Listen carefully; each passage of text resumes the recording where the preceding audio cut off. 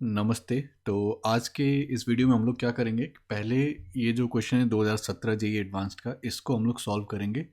And then video के and में जो है मैं आप लोगों को कुछ एक्सरसाइज प्रॉब्लम्स दूंगा जो कि आप लोग पहले खुद से ट्राई कर सकते हो, एंड देन आगे आने वाले वीडियोस में जो है फिर उनको सॉल्व करेंगे। ठीक है। और ये क्वेश्चन को भी पहले मैं सजेस्ट जैसे कि हमेशा करता हूँ कि पहले खुद से ट्राई करो एंड देन जो है यहाँ पर वीडियो देखो सोल्यूशन। ठीक है। और हमेशा कॉन्सेप्ट पर ध्यान दो कि क्या सब कॉन्सेप्ट यूज़ हो रहा है ये सारे क्वेश्चन को सॉल्व करने में। तो पैसेज टाइप क्वेश्चन इसमें क्या बोला, let p comma q be integers. ठीक है। तो सारा इन्फॉर्मेशन को लिखते जाते हैं। P comma q belongs to integers. ठीक है। तो सेट ऑफ इंटीजर्स को मान लो मैं जेड से रिप्रेजेंट कर रहा हूँ।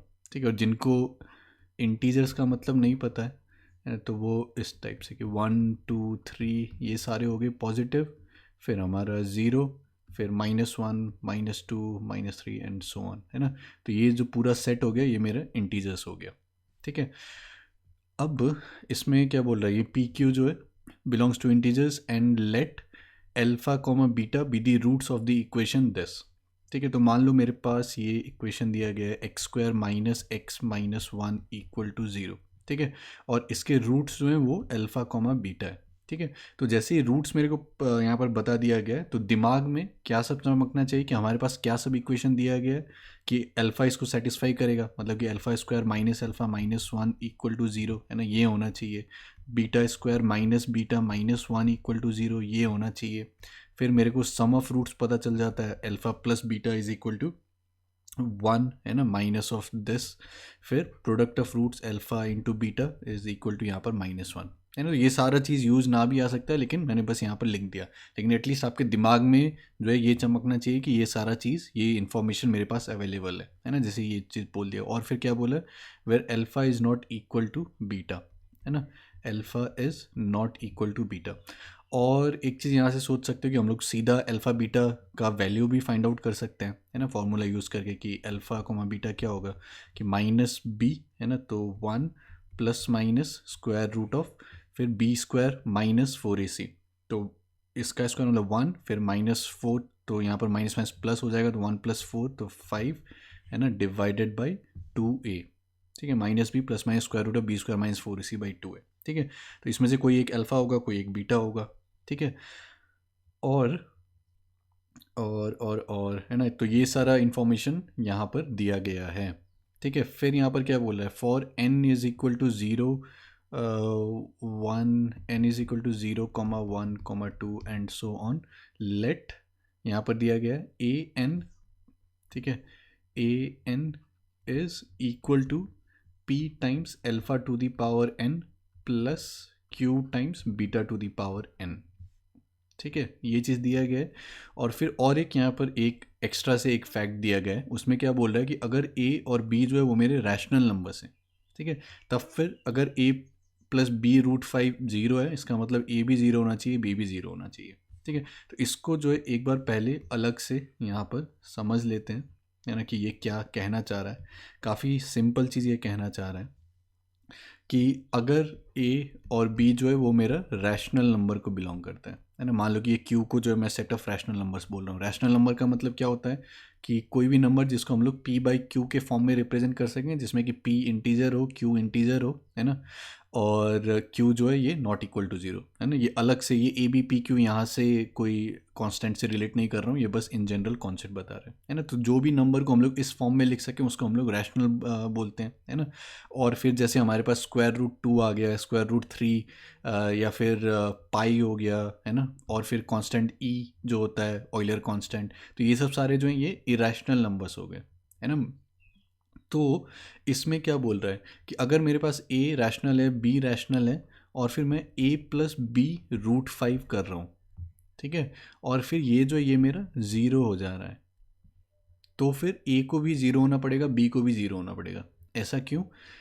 क्योंकि यहाँ पर क्या है, ये तुम्हारा रैशनल है ना, ये b जो है ये भी रैशनल है, तो ये √5 क्या है, ये इरेशनल है। तो इरेशनल को रैशनल से मल्टीप्लाई करेंगे तो यहाँ पर हमारे पास इरेशनल ही रहेगा, है ना। और फिर इरेशनल और रैशनल को ऐड कर रहे हैं और ज़ीरो मिल रहा है। ठीक है। तो ऐसा तो नहीं हो सकता है ना, क्योंकि इरेशनल अगर मेरे पास है तो दूसरा टर्म भी अगर मेरा इरेशनल होता तब फिर कैंसिल वैंसिल होके वो जीरो हो सकता था, है ना। तो इसका मतलब क्या है कि यहाँ पर ए भी ज़ीरो होना चाहिए और फिर बी जो है वो भी ज़ीरो होना चाहिए, है ना। क्योंकि मान लो कि बी अगर नॉन जीरो है तब फिर ये मेरा क्या हो जाएगा, ये एक इरेशनल टर्म हो जाएगा, है ना, which can not be equal to zero. ठीक है। या फिर ए अगर मान लो कि नॉन जीरो कुछ हो जाता है रैशनल, है ना, और फिर रैशनल और इरेशनल को जोड़ के जो हम लोग वो जीरो नहीं बना सकते हैं। ठीक है। तो इसीलिए जो ये काफ़ी ऑब्वियस चीज़ जो है वो यहाँ पर लिखा गया है कि अगर इस टाइप से a plus b root five is equal to zero, है ना, ये रैशनल टर्म है और यहाँ पर ये इरेशनलिटी आ रहा है, तो इसका मतलब a और b जो है वो दोनों ज़ीरो होने चाहिए अगर ये सेटिस्फाई हो रहा है तो। ठीक है। तो ये फैक्ट यहाँ पर मेंशन किया गया है जो कि आगे काम आएगा। ठीक है। तो पहले तो ये पहला वाला पार्ट देखते हैं। तो इसमें ए एन का मेरे पास ये दिया गया है ना, p times alpha to the power n plus q times beta to the power n. ठीक है। अब इसमें क्या बोल रहा है, ए ट्वेल्व। ठीक है। और ए ट्वेल्व को किसके टर्म्स में चाहिए, ए टेन और फिर ए इलेवन, है ना। तो यहाँ पर ऐसे सोच सकते हो कि यहाँ पर टेन इलेवन ट्वेल्व, है ना, मतलब कि a n plus one A n plus to, ये तीनों के बीच में मेरे को रिलेशन चाहिए उस टाइप से। ठीक है। तो यहाँ पर मैं क्या लिख सकता हूँ कि ए एन प्लस वन अगर हो जाएगा तो वो क्या हो जाएगा, p times alpha to the power n plus one, है ना, plus q times beta to the power n plus one. ठीक है। और फिर अगर मैं एन प्लस टू लिखता हूँ तो p times alpha to the power n plus two. ठीक है। Plus q times beta to the power n plus two. ठीक है। अब यहाँ से जो है दिमाग में क्या मेरा चमकना चाहिए कि मेरे को ये तीनों के बीच में रिलेशन चाहिए, है ना, ए n plus to a n plus one A N. ठीक है। और मेरे पास ये यहाँ पर है अल्फ़ा सारा, और फिर alpha to the power n अगर मैं यहाँ से कॉमन सोचता हूँ दिमाग में, तो मेरे पास क्या रिलेशन है, अल्फ़ा स्क्वायर अल्फ़ा और फिर वन में। तो अल्फ़ा स्क्वायर अल्फ़ा और फिर वन में मेरे पास एक ये रिलेशन है कि alpha square minus alpha minus one equal to zero, है ना। तो वो रिलेशन को यूज़ करने का जो है मैं यहाँ से सोच सकता हूँ। सिमिलरली मेरे पास beta square minus beta minus one है, तो यहाँ पर भी अगर beta to the power n common ले तो बीटा स्क्वायर बीटा और फिर वन, है ना। तो अगर मैं दिस माइनस दिस करता हूँ, है ना, कि a n plus to minus A n plus one minus A N. ठीक है। तो ये क्या हो जाएगा, p, है ना, सारे में कॉमन, फिर alpha to the power n common, फिर यहाँ से अल्फ़ा स्क्वायर आएगा, यहाँ से क्या आएगा, अल्फ़ा बचेगा, है ना, और फिर यहाँ से वन बचेगा। ठीक है। तो ऐसा क्यों कर रहे हैं, क्योंकि ये रिलेशन मेरे को पता है ना, तो उस फॉर्म में लाने का यहाँ पर कोशिश कर रहे हैं। ठीक है। तो लाइन ऑफ थिंकिंग जो है उसको ध्यान दो। फिर यहाँ से अगर ये तीनों को सब्ट्रैक्ट कर रहे हैं तो q times beta to the power n common आ जाएगा, और फिर यहाँ से क्या बचेगा, beta square minus beta minus one. ठीक है। अब ये चीज़ क्या है, ज़ीरो, है ना, ये चीज़ क्या है, ये भी ज़ीरो है, तो मतलब this is equal to zero, this is equal to zero, तो इसका मतलब this is equal to zero.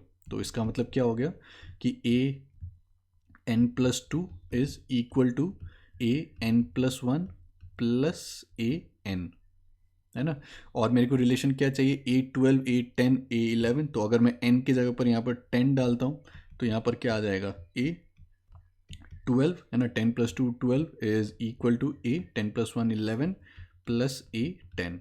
तो a twelve is equal to a eleven plus a ten, है ना। तो ये काफ़ी स्ट्रेट फॉरवर्ड है। ठीक है। तो आई होप समझ में आया होगा लाइन ऑफ थिंकिंग कि ये रिलेशन था मेरे पास, और फिर मेरे को यहाँ पर ए n plus to a n plus one A N ऐसे सोच सकते हैं, है ना, उन तीनों के बीच में रिलेशन चाहिए था, इसलिए हम लोगों ने ये एक्सप्रेशन लिख दिया और फिर यहाँ से सब्ट्रैक्ट करके हम लोगों ने ये आसानी से ये रिलेशन हम लोगों ने यहाँ पर बना लिया। ठीक है। अब इसके बाद नेक्स्ट पार्ट में क्या बोल रहा है कि ए फोर इज इक्वल टू 28, है ना। तो फिर क्या होगा, तो फिर p प्लस टू क्यू का क्या वैल्यू होगा। तो अगर ए फोर जो है वो मेरा 28 है, ठीक है, तो ए फोर मेरा क्या है, p times alpha to the power four plus q times beta to the power four is equal to 28। ठीक है। और फिर मेरे को p प्लस टू क्यू का वैल्यू चाहिए, है ना। तो तो हम लोग और यहाँ से क्या सब सोच सकते हैं कि अल्फ़ा स्क्वायर मेरा क्या है, अल्फ़ा प्लस वन। ठीक है, तो वहाँ से हम लोग सोचना स्टार्ट कर सकते हैं कि अगर मैं alpha to the power four है ना, तो इसको अल्फ़ा स्क्वायर का स्क्वायर लिख सकते हैं। तो इसको मैं क्या लिख सकता हूँ, अल्फ़ा प्लस वन इसका होल स्क्वायर है ना, प्लस फिर क्यू टाइम्स ये बीटा स्क्वायर का स्क्वायर होगा, मतलब कि बीटा प्लस वन का स्क्वायर। ठीक है, ये 28 हो जाएगा। ठीक है, और फिर मैं क्या कर सकता हूँ, इसको एक्सपेंड कर सकता हूँ और, है ना, कि alpha square plus two alpha plus one है ना, प्लस फिर q times beta square plus two beta plus one is equal to 28। अब और मैं यहाँ पर क्या कर सकता हूँ कि p टाइम्स अल्फ़ा स्क्वायर जो है वो क्या होगा, अल्फ़ा प्लस वन है ना, तो फिर यहाँ पर क्या आ जाएगा, अल्फ़ा प्लस वन मतलब थ्री अल्फ़ा प्लस टू।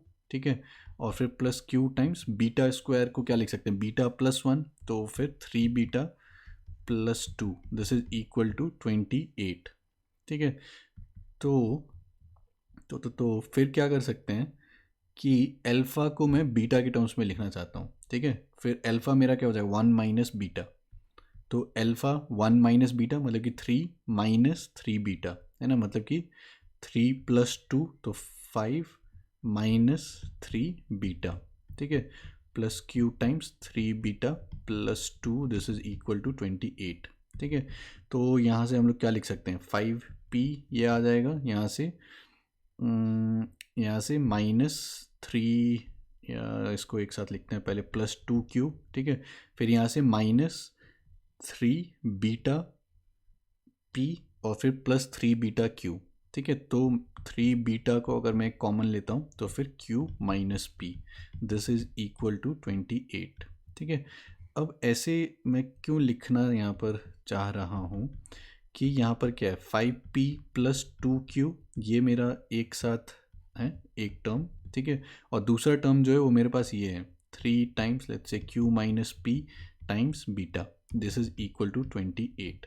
ठीक है, अब यहाँ पर क्या बोला गया था कि p और q जो वो मेरा इंटीजर्स है ना, तो p और q मेरा इंटीजर है, तो इसका मतलब क्या है कि ये 5p प्लस टू क्यू जो होगा ये ऑब्वियसली मेरा क्या होगा, रैशनल होगा, है ना, क्योंकि p इंटीजर है q इंटीजर है, तो 5p प्लस टू क्यू ये ऑब्वियसली मेरा एक रैशनल टर्म होगा। ठीक है, अब बीटा मेरे को यहाँ से पता है कि बीटा जो होगा वो मेरा इरेशनल होगा, है ना, दोनों रूट्स यहाँ पर ऑब्वियसली इरेशनल आएगा, एक root one plus root five आएगा बाई टू आएगा, एक root one minus root five by two आएगा, तो ऑब्वियसली ये वाला दोनों कोई भी जो रूट्स हैं वो मेरा जो है वो इरेशनल ही रहेंगे, है ना, तो बीटा जो है वो मेरा इरेशनल होगा। तो यहाँ से मैं क्या बोल सकता हूँ कि ये वाला टर्म ऑब्वियसली मेरा क्या है, ये इरेशनल है। ठीक है, तो रैशनल प्लस फिर ये वाला क्या है, ये मेरा फिर से रैशनल है ना, क्योंकि q इंटीजर है p इंटीजर है, तो ये ऑब्वियसली रैशनल है। तो ये जो फैक्ट यहाँ पर दिया गया है उसी को हम लोग यूज़ करेंगे, है ना, कि rational plus something rational multiplied by irrational equal to zero. तो ये रैशनल टर्म्स जो भी थे वो मेरे ज़ीरो होने चाहिए, है ना।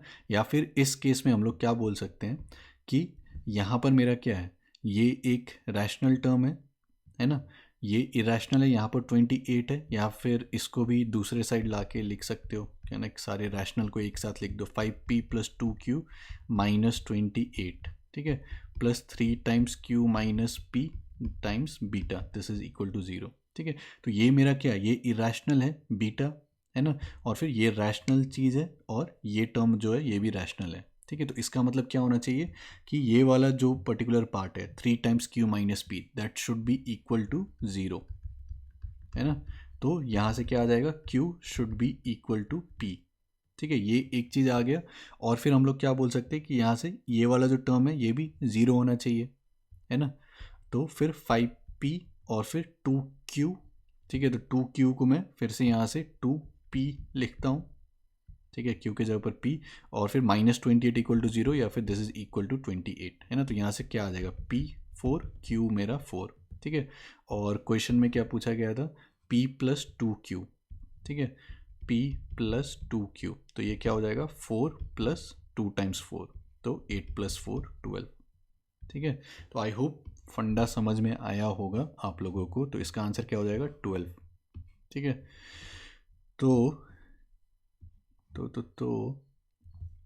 ये वाला का आई होप लॉजिक समझ में आया होगा, है ना, कि यहाँ पर क्या है, ए मेरा रैशनल है, बी भी मेरा रैशनल है, रूट 5 जो वो मेरा इरेशनल है, और ये सबको जोड़ रहे हैं तो फिर यहाँ पर ज़ीरो आ जा रहा है। ठीक है, तो ऐसा नहीं हो सकता कि रैशनल और इरेशनल को जोड़ दे तो ज़ीरो आ जाएगा, है ना। तो इसका मतलब क्या है कि ये टर्म भी मेरा ज़ीरो होना चाहिए, ये टर्म भी मेरा ज़ीरो होना चाहिए, तो इसका मतलब बी जो है वो भी ज़ीरो होना चाहिए, ए जो है वो भी ज़ीरो होना चाहिए।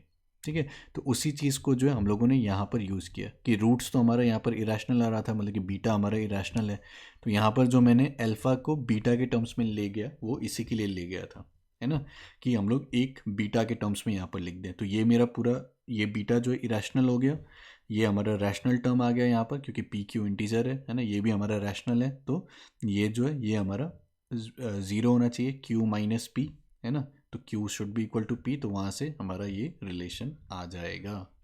ठीक है, तो आसान क्वेश्चन ही था और इसमें बस पैटर्न आप लोग को ऑब्जर्व करना है। ठीक है, और फिर जैसे जैसे इस टाइप के क्वेश्चन और प्रैक्टिस करोगे तो उतना, और ये सब चीज़ जब करोगे तो देखोगे ऐसा नहीं है कि कुछ इसमें एकदम नया है जो कि आप लोग को नहीं पता था, है ना।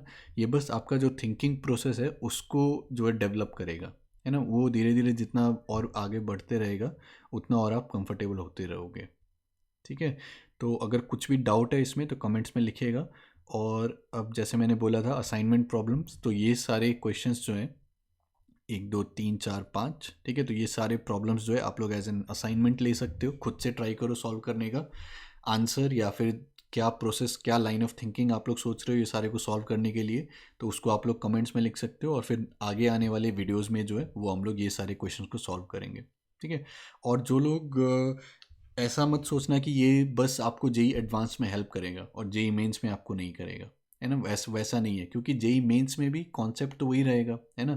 तो जेई एडवांस में जैसे रहेगा कि कॉन्सेप्ट काफ़ी सारे मिक्स्ड रहते हैं, और जेई मेंस में जो है एक कॉन्सेप्ट पर एक क्वेश्चन उस टाइप से ज़्यादातर रहता है ना। तो ये जो भी हम लोग प्रैक्टिस कर रहे हैं यहाँ पर, तो ये आपका जेई मेन जेई एडवांस सब कुछ में बोर्ड्स में हर जगह जो है ये आपको मदद करेगा। ठीक है, तो आई होप आपको आज का क्वेश्चन करके अच्छा लगा होगा, एंड देन ये सारे क्वेश्चन को जो है एज एन असाइनमेंट लो, एंड देन नेक्स्ट वीडियो में जो है हम लोग ये सारे को सॉल्व करेंगे।